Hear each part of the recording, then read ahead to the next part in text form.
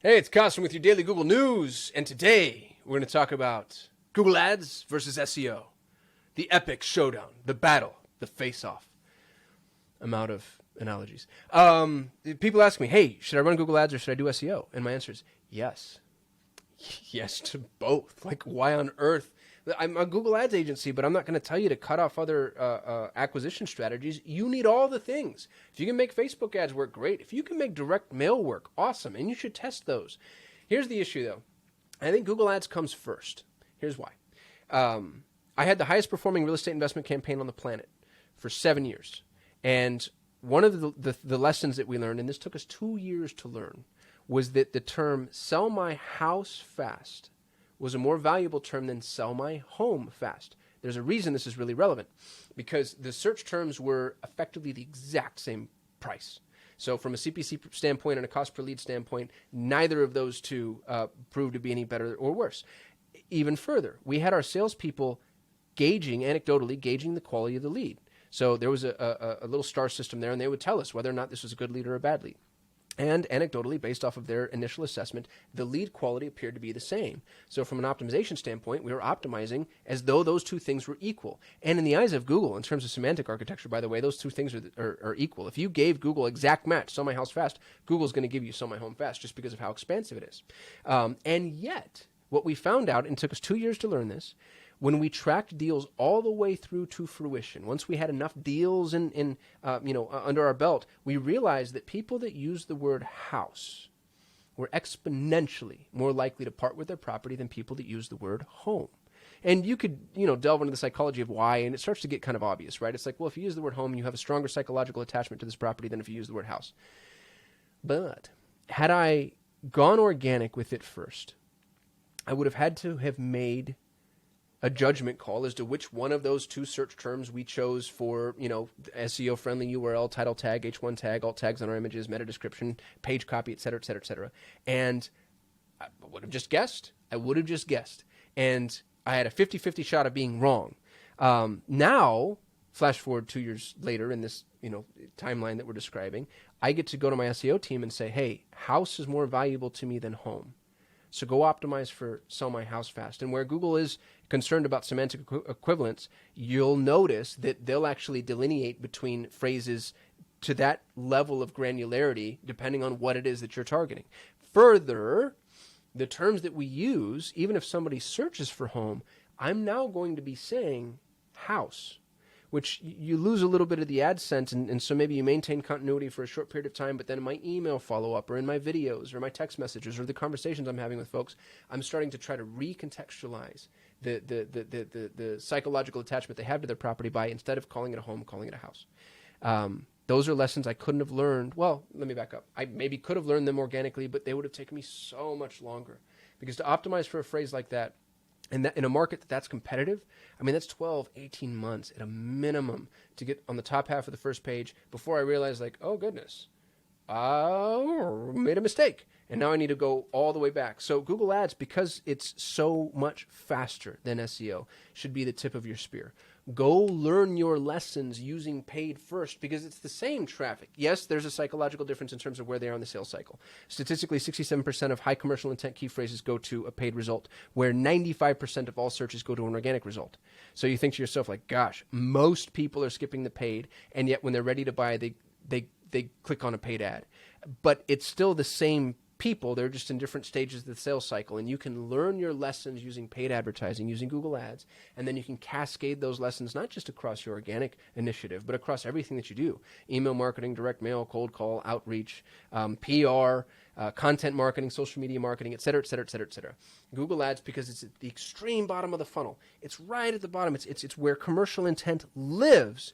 Google Ads will teach you what your buyers say, what they search for, how they engage, what they're interested in.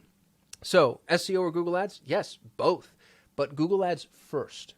Google Ads first. And I actually believe that almost as ubiquitous truth when compared to all other marketing mechanisms, except maybe good old-fashioned feet on the street, proof of concept. Because if you come to me with an idea or come to me with a business and you're like, hey, I want to see if this works, part of me goes, Google Ads is an expensive way to do that. maybe just go knock on some doors first to make sure that people actually want to buy. Because I can help you see if it works, but we're going to spend thousands of dollars for 90 days. And if you can learn that lesson before you come pay me money, then you might have just saved yourself a whole boatload of cash. That aside, Google Ads first. There's another issue that I want to bring up, and that's the fact that the first position organically is not the first position. So here's Best Google Ads Agency, which is a search term that I rank number 1 for. And ignore all of these jokers. They just happen to be ranking in this particular search that I did. But you'll notice that the first result almost doesn't even live above the fold. As a matter of fact, depending on the size of your screen, and if you're searching mobilely, I wouldn't even see Clutch here. And this is a directory. And then after the first organic result, now I get all of Google's little structured snippets, which, by the way, we rank number 1 for. But this is stolen clicks. So I rank number 1 for this phrase. I'm the very first little snippet here. And yet you don't have to click on my ad in order to get the content. And I say ad just because I'm acclimated to it. It's not an ad, it's a listing. You don't have to click on my listing without being able to see the information that I'm providing, which means Google just stole that click. And you'll notice that when I open this up, it actually expanded. And if I open this up again, it gives you even more. And so you can go down this rabbit hole to where somebody searches for something and yet you never even show up. So here's a directory. Here's good old Neil Patel, who clearly sold his soul to. There's something Faustian going on. I don't know how this dude ranks for everything, but he's not. This isn't even a Google Ads agency. This is Neil's blog. And then boom, there I am. So I'm the first agency listed under Best Google Ads Agency. I technically rank number 1 as an agency when compared to all other agencies, and yet you've got to scroll 2 times before you really get to me, unless you count this little stolen click here that Google's going to take away. So. Is organic important? Yeah, I have 3 people on staff whose sole job it is to go get us ranked organically for stuff. I'm willing to invest in it, and I understand the power of it, but it can't be what you hang your hat on. And there's a big agency mantra too about the whole inbound thing. Like, why would you pay for traffic? You're going to get it for free. And in my mind, I'm like, really? Are you going to get it for free? Is that going to happen? Because Google is actively trying to keep people inside of the Google ecosystem.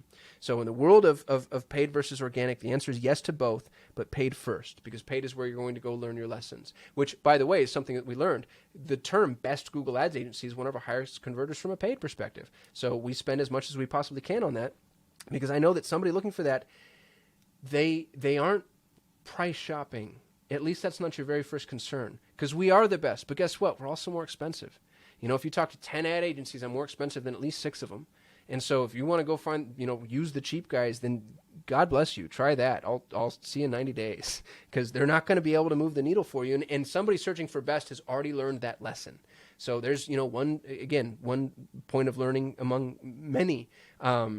Another one that we figured out was really high converting for us from a paid perspective is ROAS. So if somebody says how to calculate ROAS, the reason I've invested so heavily in making sure that we rank for this is because I now know this is an advertiser who isn't just interested in running Google Ads. They now want to see, are my Google Ad campaigns making me money? And that's when you need a good agency, not just some idiot that can put your ads online. Run paid first, and then transition to organic, and allow your paid advertising to influence everything that you do, because you're learning lessons about commercial intent, which I think it's critical that your marketing team communicates with your sales team, your content team, your communication team, etc. So I hope this has been helpful. Thank you for watching. I shoot a video every day. Like, comment, subscribe, and I'll see you tomorrow. Thank you so much for watching. If you enjoyed the video, please give us a thumbs up. That lets YouTube know we actually know what we're doing. We shoot a video every single day, so if you want to be notified, hit that subscribe button. And if you have any input, don't hesitate to hit us up in the comments. We'd love to hear from you. We get very little human interaction. Thanks for supporting our channel, and hopefully I'll see you tomorrow.